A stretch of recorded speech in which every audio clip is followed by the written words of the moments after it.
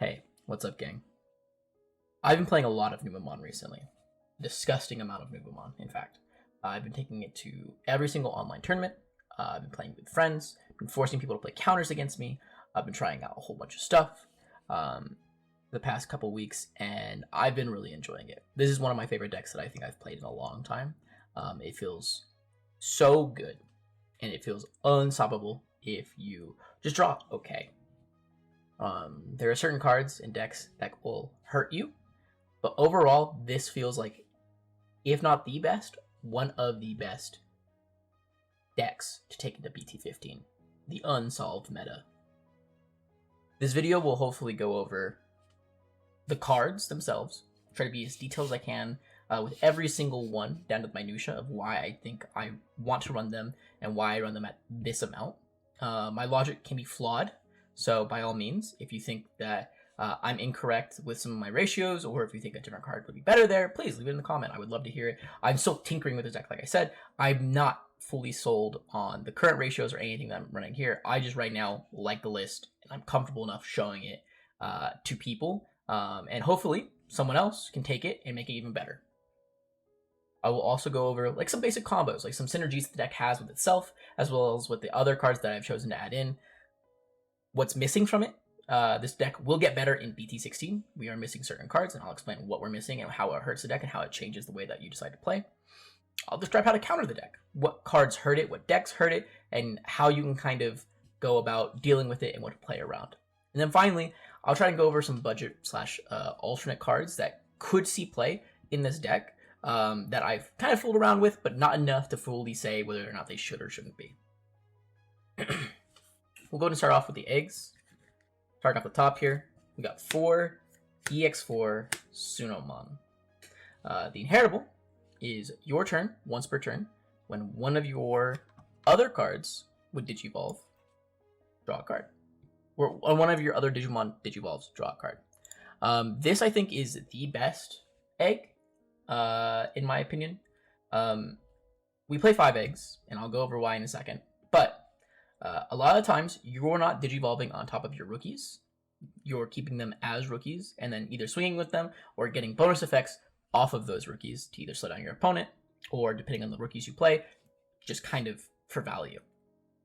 So, these Sunnomon always will, upon raising, you'll usually have a body on board, and the rookie in raising you will push up, and then you will immediately Digivolve on top of that body, typically, which will net you a draw from the Digivolution, and then a draw from this egg. This deck suffers from hand size issues. We usually run out of cards in hand if we're against like grindier matchups, or if your opponent just is able to deal with a lot of your board.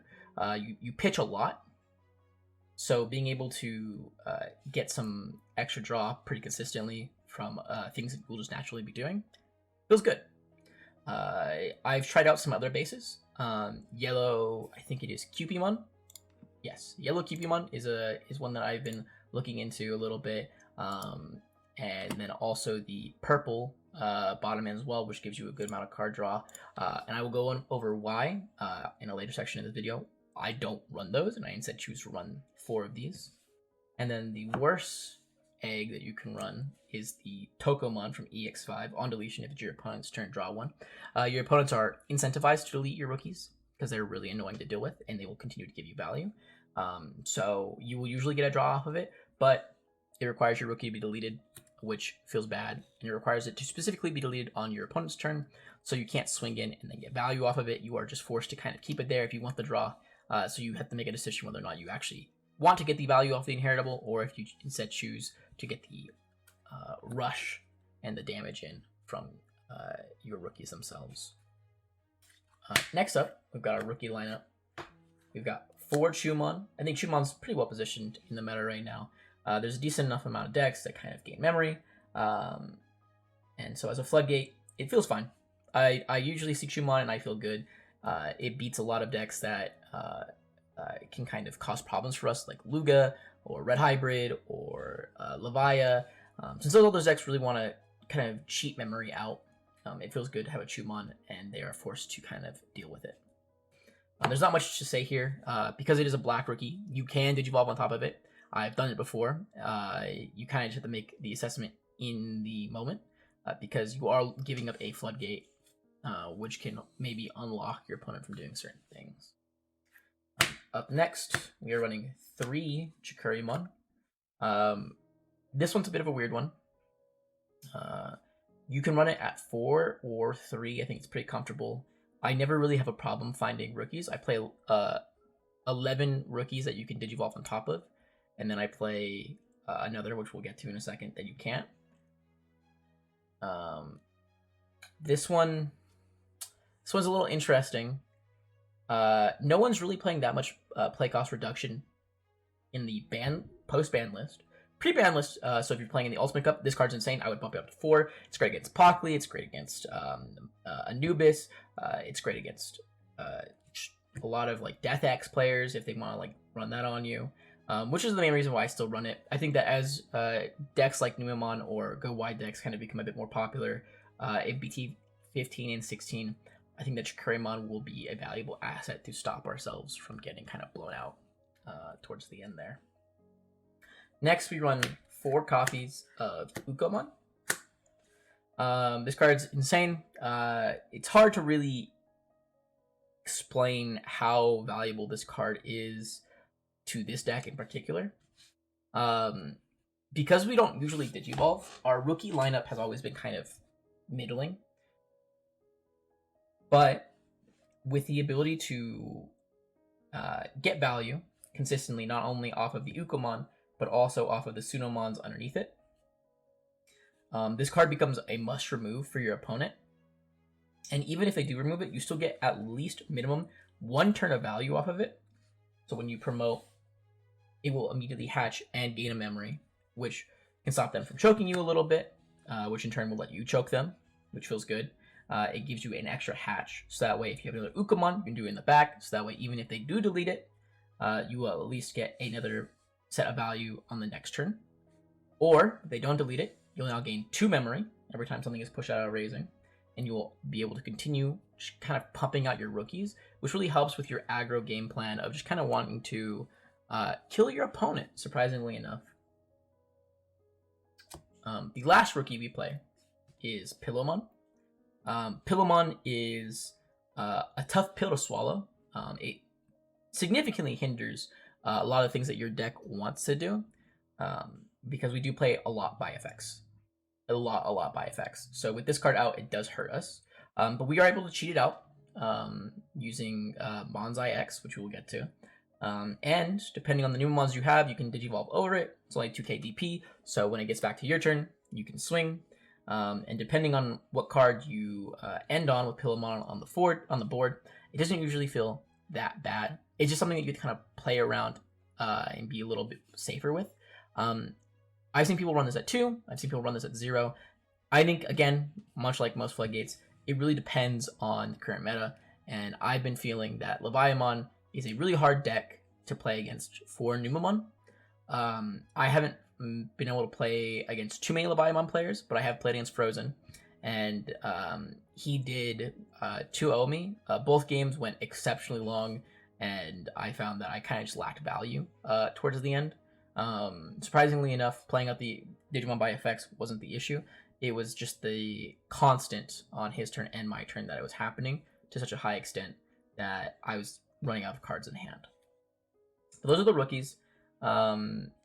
If I could change anything, I think it just comes down to the what the meta ends on. Like if Leviamon's huge, you could probably cut out some of the Chikuri, put in a pillow, an extra pillow, maybe take out the pillow depending on if play by effects is important. This card also comes up really well against Numemon because you can take value trades when they're not expecting it. So it feels really good. Unfortunately, you can't Digivolve it on any of the eggs, which is part of the reason why I considered the yellow bottom end. You just don't get enough card draw off of it, which feels bad. And you also miss out, in my opinion, on one of the best Floodgates, being a memory blocker. So I don't think I would really consider that too much further. But anyways, moving on, we've got our champions for Jerrymon, Garrymon, Numemon, however you want to call this guy. I don't think it matters too much. He is probably the best level 3 to see in your opener Oh, not level 3. Level 4 to senior opener. Play him for 3. He is just a Destiny draw. You play him, and you trash a card with Numemon or Sukamon or Nanimon or Edamon and its name from your hand and draw 2. You will only ever be doing the Numemon effect. I personally don't play any Suka, Nani, or Eda, but you can if you want to get a little spicy. I don't think that's the way to go, but maybe you can prove me wrong. This card doesn't have an inheritable, which is unfortunate, and it is mono black, which does hurt for certain cards that we can run in the future, but I'll go over that when we get there. This card, though, is the best for getting your Platinums in the grave or any other names in the grave that you really want, as well as just cycling through so that way you can find key pieces that you'd like to build your top end or to just sufficiently go wide. Because we're playing Jerrymon, we do have to play a critical mass of Numemon in our deck. So here we are playing 3 of the RB1 Numemon. This card reads, on deletion, reveal the top 3 cards of your deck. Add 1 card with Monzaemon in its name and 1 card with Numemon in its name among them to your hand. Place the rest at the bottom of your deck in any order. And then its inheritable is opponent's turn. While this has Monzaemon or Numemon in its name, it gains blocker. This card is trash. This card is garbage. This card is whatever. The on deletion makes it the 3rd best Numemon in this deck. That is a level 4 specifically, because we're not going to count Platinum here. It is the 3rd best one in this deck for just kind of existing on the field and leaving it there and doing nothing else. It's inheritable, makes it a little defensive, but it's not as defensive as other cards in this deck can be. The reason we run it at 3, even though I think this is potentially the weakest Numemon, is because we play Pillowmon. Pillowmon needs a yellow Digimon to Digivolve on top of him, and so this guy is the only Numemon that actually meets that requirement, which will let us turn off our own Numemon. There are other reasons that you can run this card, such as like Magna Ace, but again, we'll get there when we get there. Hold your horses, okay? Relax. Next up, we're playing the 2nd worst Numemon, alright? This one's the worst, this one's the 2nd worst in my opinion. On play, this one's from BT14. On play, by digivolving 1 Satsuki Tamahime from your hand. Not when digivolving. On play when digivolving by placing from your hand as Digimon's bottom Digivolution card. 1 of your Digimon gains Rush for the turn, and then its inheritable is just Blocker Peer. The inheritable comes up a lot, because sometimes, a lot of the time, you don't end up with a Monzaemon or a Numemon, so it's more generic than this, because your top end is a bit not bears and slugs, and a bit more deities and ancient fallen gods, etc., as you do in Digimon. It is a hybrid for game in a lot of ways. You just play it for 3, or cheat it out, which feels even better. You have a Satsuki in hand, and you give it Rush. Other things you can do is, if this card already Digivolves on top of, say, a rookie for 2, you can give another one of your Digimon Rush, which sometimes will feel even better, like giving a Platinum Rush. But overall, both this Numemon and this Numemon never feel great to kind of just exist on the board. I never feel that comfortable just playing with them, but you do need a surplus of Numemons in hand, and I think this one is slightly better than this one, but this one is yellow and this one is not.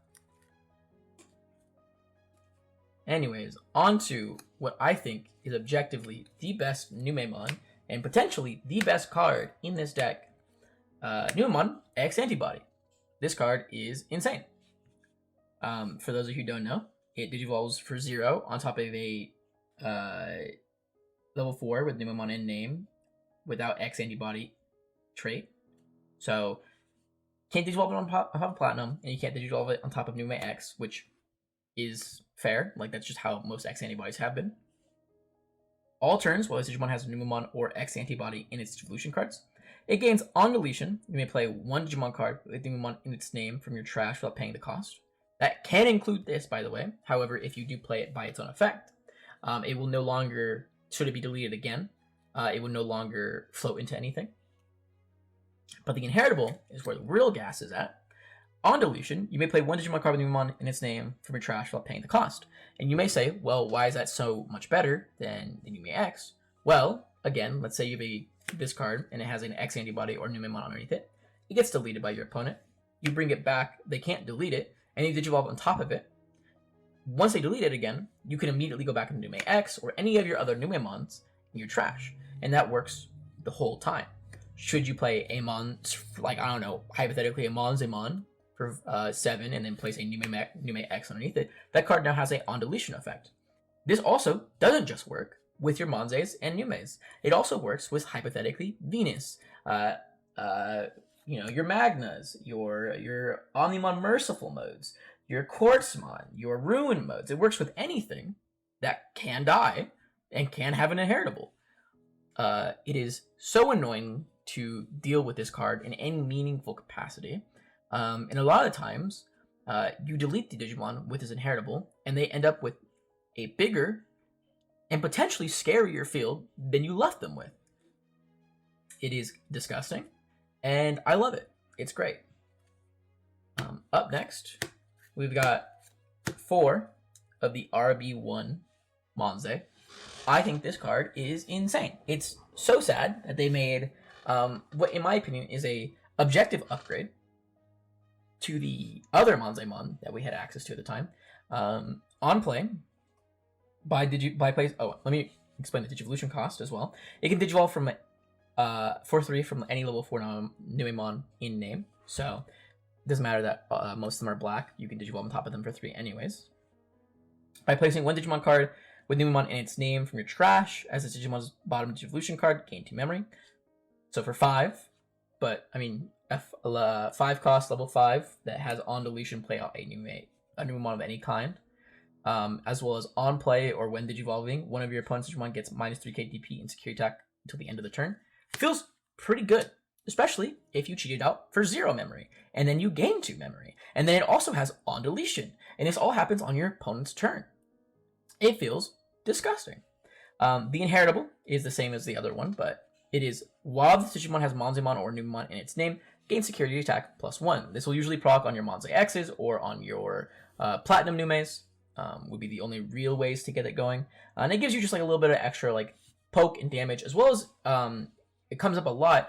Sometimes your Platinums won't die on the first check, and if you're trying to get them to die to get a lethal, the second check will hopefully do it for you. Or same will go for the Monzae X's.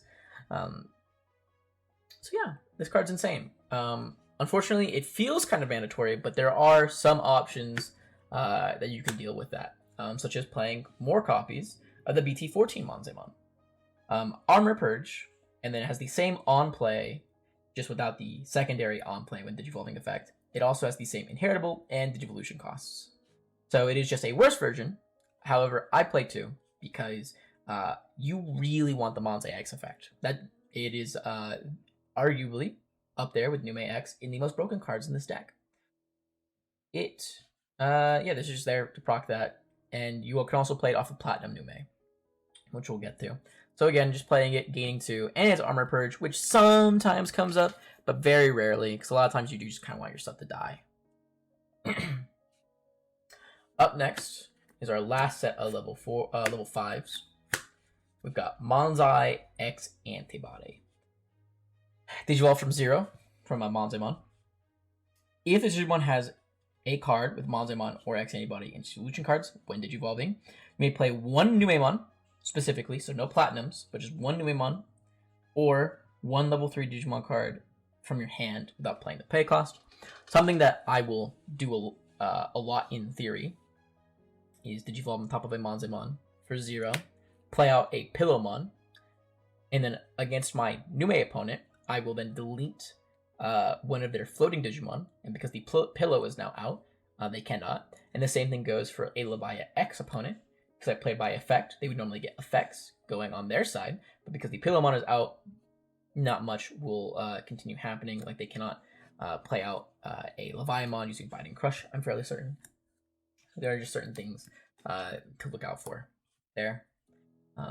So because we are running level 5 yellows, we are also running an interesting top end that I'm sure people will be excited about. But before we get to anything too special, we're running 4 PlatinumNumemons from BT14. Is a 10 cost to play, so normally you will never be hard playing it, but I have before. It feels a little bad, but not the worst. On play or when Digivolving, Oh, let's do the Digivolution cost. You can Digivolve from a level 5 Numemon or Monzaemon, and it's named for a cost of 3. Doesn't matter too much, because I believe all the Monzae and Nume in this deck that you could Digivolve on top of are all black and yellow. On player, when Digivolving, by trashing one card, Numemon in its name from your hand, gain 2 memory. And then on deletion, you may play one level 5 or lower Digimon card with Monzae or Numemon in its hand, without paying the play cost. I'm sure you guys are already seeing the huge amounts of synergy that this deck has just by itself. Assuming that you have a Monzae X or Monzaemon underneath, it doesn't matter too much. The Monzaemon will just give it security attack +1, and then we are also running a Nume X underneath that. When this card is deleted, you can play out a Monzaemon from your hand to gain 2 memory, and you can also play out the PlatinumNumemon again, using the on deletion of the Nume X, gaining another 2 memory, meaning on your opponent's turn, depending on the cards in your hand, you can gain upwards of 4 memory from a single stack. If you have 2 of these stacks, or even another platinum just by itself, which this one will become, by the way, it will just float into a platinum by itself, and then there will be another Monzae here, which if this were a regular Monzae, it will gain the 2 memory, and then it'll also float into something else. This one will then if it is deleted, it can do the exact same thing again, doing another Monzaemon, and then getting another 2 memory from there. The problem this deck has is that because you are trashing cards, you will sometimes end up trashing important cards in your hand that you'll need for a later turn, or you'll end up just running out of value, things to do, because you are just not drawing enough in this deck. So those are just things I think you should consider when activating this effect and doing it. It's never like something you should just rip. It's not something you can just do all the time, but it is something that you should always be trying to get out to level 6 no matter what, even if you aren't activating its effect for its cost. The last level 6s that we're playing 3 Venusmon. So we're playing 7 level 6s in this deck, but 4 of them we are trying to cheat out. These ones are the ones that we're actually trying to Digivolve into. Venusmon is super good. Venusmon is super, super good. We love Floodgates in this deck. So, for those of you who don't know how good this card is, when Digivolving for 4, your opponent's field gets security attack -1 for the turn, which will usually buy you an extra turn, depending on the decks you're up against. During their turn, all of their Digimon with security attack, period. It doesn't matter if it's plus, it doesn't matter if it's minus. They cannot attack this Digimon, and they cannot activate when attacking and when Digivolving effects. Meaning, if your opponent has a scary guy with security attack +1 on it normally, it doesn't matter. No when attacking or Digivolving effects can happen. They can't deal with this creature with that monster. They have to have something else to deal with, either another Digimon or a option card. And even if they have a Digimon that can deal with this card, you can still just kind of keep it up. Raid does deal with this a little bit, but even then, if this card has a Nume X underneath it, they raid into it, they delete it, you can get out another level 6 or another level 4, depending on what you're looking for, and it still feels fine. You can also get this Digimon blocker with the BT14 Numemon, and that still also feels good. Moving on to our level 7s, we're playing a Death X. This card, I don't know if I want to keep in here. Again, Death X doesn't feel super good this format right now against Leviathan X, but it does feel good against Numemon. It doesn't win you the game against Numemon by itself, but it is a card that, should you get it out for cheap enough, will dismantle a good portion of their board. And then should you keep your turn after dismantling that, ideally, you did enough damage to their setup that they won't be able to delete this on the crackback with DP minuses and stuff like that. I'm so sorry. I forgot to mention the second effect of Monzae X. It cheats out a rookie or level 4 Numemon, or just Numemon in general. But all turns when a Digimon is played, when another of your Digimon is played, period, for each of your Digimon, one of your opponent's Digimon get -2 KDP until the end of your opponent's turn. So a lot of time, you'll go into like the RB1 Nume, -3k, and then you'll play this, and you'll get another -6k on average.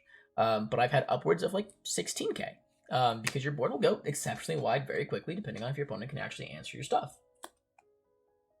But yes, the Death X can be deleted when you're playing against him as a Numemon. So just because he's 15k doesn't mean he's invulnerable. And it by itself is not enough to actually dismantle a Numemon board. But it still feels good to play against him. It just doesn't feel that great against a majority of other decks in the format. Something that is kind of cute, before I forget to mention, is that you can actually Digivolve on top of your PlatinumNumemon for 6, which will sometimes mitigate a lot of the damages. Give it blocker with Numemon X, or not Numemon X, the Numemon for BT14, as well as give it a on deletion effect with the Numemon X, which doesn't feel horrible, especially if you don't have a lot of cards in hand that you want to be playing with the on deletion of your Platinum. Moving on, we've got two Greymon Ruin Mode. This card is a house. If you get this up early against most decks, they will struggle heavily, and that will usually give you time to aggro them down and kill them. Numemon X underneath it, whenever it swings and deletes itself, will automatically play out another Numemon of any kind of your choosing. And should you have a tamer in play, which we do play 2 tamers, so not likely, you get to hatch and you get to recover. Overall, it feels pretty good. It feels pretty great, especially synergizing with other DP minuses in our deck.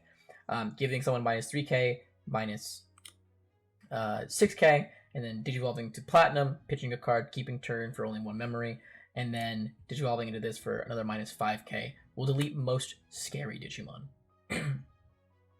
This card is a house. It feels much like the RB1 Monzae mandatory, but there are options should you not want to pay $100 for like the alternate art or whatever the current price is for the regular art. Next, we're playing 2 Satsukis. A lot of stuff to be said about Satsuki. Gaining memory is nice. Jamming and reboot, really good. Let you play a little bit more aggressively while keeping your blockers up on the following turn. And it's mandatory for your rush combo. I hate seeing her in hand early, though. It always feels bad seeing her in hand because I don't really want a hard player because she's for a lethal combo. And I don't play enough of her to kind of just say, oh, I'll draw the other one. And you're kind of a tempo deck. So even though you will be getting value going forward, you still kind of want to just get the value now rather than later. But I still think this card's good. I think this is the best of the rushing options that we have for kind of cheating out a win from our opponent that same turn. And should you have like either multiple copies of her, play a different ratio, or just get one out from like your security, it doesn't feel bad. And then finally, the last 2 cards of our deck are Protoforms. 2 X-antibody Protoforms. This card is insane. This card is busted. This card is broken. I didn't run it at first because I thought it would be kind of meh. I thought it would be kind of bricky. And you know what? It is. However, being able to digivolve from a rookie into a Numemon X for 1 memory, into going into a Monzaemon X for 3 memory, or, you know, going from a Numemon to a Monzaemon X for 2 memory and passing over turn or still keeping turn and then cheating out stuff feels great. It feels fantastic. It feels so good. Being able to get, these are like your second, your 3rd and 4th copies of the BT14 Monzaemons. You can't play them by the Platinums, but who cares? They give you cheating out for some memory. They give you security. They let you add cards back to your hand if they're deleted. It feels fantastic. Getting even more value from your on deletions feels great. It feels disgusting. It makes me feel so happy. I think adding these to my deck was a great inclusion. I think minimum 1 is going to be mandatory. I like 2. Sometimes I'll see 2 in my hand and I'll hate it, and sometimes I'll see 2 in my hand and I'll love it. It just depends on the way it goes out. Yeah, it just feels fantastic. Okay, there we go. That's the deck list. I've explained a little bit of like what this deck can do synergy-wise, so I won't go too much into that. There's no like real combos per se, but there are just kind of like intrinsic synergies that you will have that you will pick up as you kind of play the deck.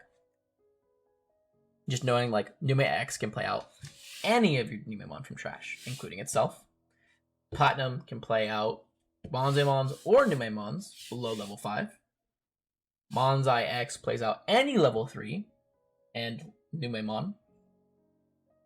Little things like that will help you kind of keep up with what you should be doing.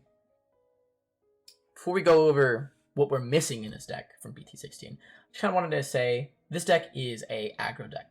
Don't let the top end fool you. This deck wants to kill you. It's just not as fast at doing it as certain other decks are right now. The top end lets you stun those faster decks with Venus and Rise, and should your hand be kind of decent enough, you can rush as quickly as like a Red Hybrid could or a Lugamon could. But the thing that's like sets you apart from other decks that are aggressive is the fact that you're so sticky. And every turn that you go unanswered, your board becomes harder and harder to get rid of in that one fell swoop. And it'll take them multiple turns, and every turn that it takes them again, it'll get stickier and stickier. You'll end up with multiple bodies with Numemon X's underneath it, multiple Platinums, multiple guys that are just like turning off your opponent's effects, or making it so they can't gain memory, or they can't reduce play costs, or at the end of their turn they're really in Digimon, or they have -5 game to their board. Every turn that goes by, you get harder to deal with. And as an aggro deck, that feels fantastic. And by turn 2, you can theoretically kill, depending on what your opponent does. By turn 3, you can start realistically killing your opponent.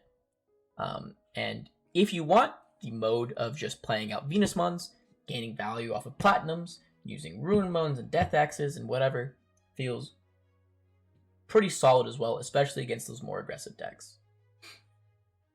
Cards and ways to counter this deck. Well, obviously things that stop your opponent from playing cards by effect are pretty good. However, I will add the caveat that Crimson Blaze is not that good against our deck. Allow me to explain why. Crimson Blaze does a -6 KDP to the board. Most of the small stuff that will die, we're never going to float into anything. All of our big stuff, all of our 7Ks and up, are the things that actually float typically. For some obvious exceptions, but that's beside the point. On the general, our 7Ks and up are the things that will float into our Numemons again. So using a Crimson Blaze will only stop us from getting the effects on like our turn, unless you keep turn. Again, a lot of these cards need like a second friend to help them. If any of you have played Yu-Gi-Oh before, a lot of times one hand trap will not cut it. However, 2 hand traps is like kind of the breaker of like what decks can usually play through. And so for this deck, for example, a single Death X is nothing, but a Death X and a Pillowmon will destroy you. A single Crimson Blaze is nothing, but Crimson Blaze and then a board wipe or some way to deal with your board in a meaningful capacity will destroy you. And the moment you lose your foothold on the board, your opponent will have a much easier time dealing with your crackback of a single Numemon maybe, or a single Monzaemon with 1 on deletion, or hard playing a Platinum and praying. Once you lose your tempo, you're done. But vice versa, as long as the tempo is there, most decks will not be able to stop you. And as long as you are not dying and you can just keep doing you, you will keep stealing tempo from your opponent, because every little thing that you do will be like a bunch of little things down the line. It's layered. We're layered in the way that we act, where we have the original layer, and once that's taken out, we got another one, and once that's taken out, we got another one, once that's taken out, we got another one, and usually by the 4th layer, we're kind of like, we got a single on deletion now, but still, that's 4 layers for us to still end up with at least something. Not a lot of other decks can really say that when it comes to their stickiness.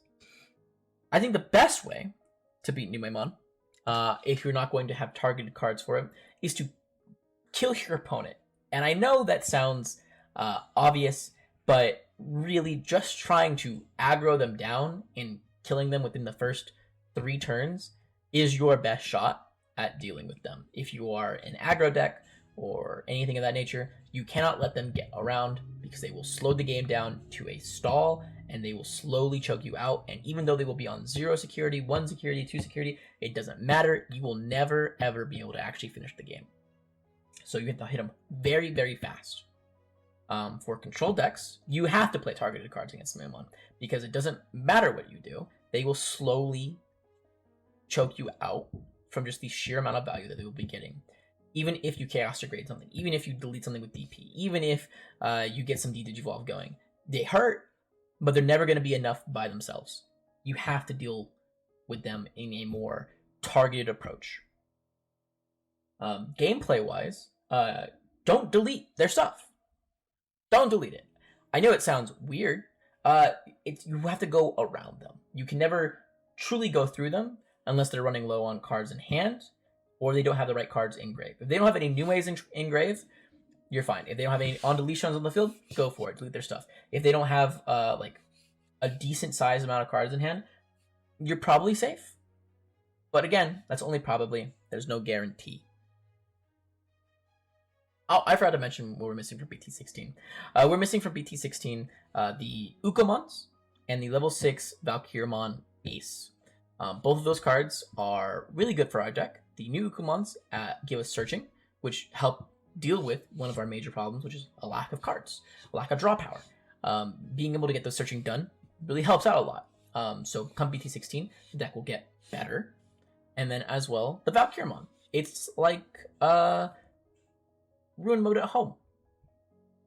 It's not bad. -5k to your opponent's field on your turn, or on their turn with Blast. Feels great. Feels good. And then going into a Ruin mode again on top of that, feels fine. It feels good. Feels good. Feels right. Those are the cards that we're missing. We weren't missing too much from BT16, but the Ukomons do a lot. Now,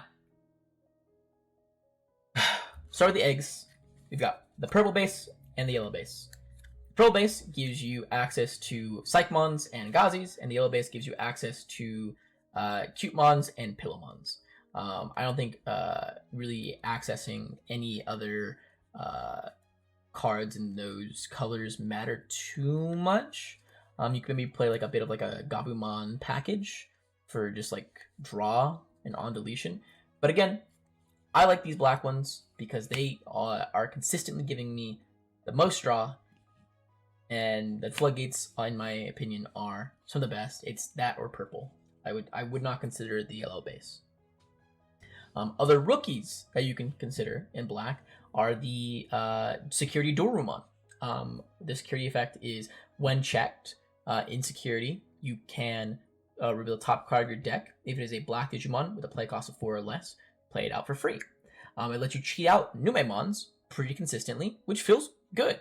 There are 4, 7, 10 Numemon that I would like to see cheated out. So in like a 40 card deck, a 1 in 4 never feels horrible. Or no, a 1/4. My bad, not 1 in 4. Oh no, it is a 1 in 4. Never mind. I don't know what I'm doing. Okay, leave me alone. Never feels bad, and it also adds stuff to your hand, so that way you will have consistent access for your rookies in to Digivolve in the back. So that way you're constantly getting value off of your Ukomons.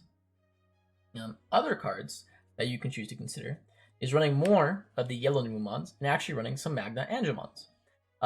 This card is good. It's not insane, but it is good. Giving your opponent -5 to 6k to 4k DP is fine.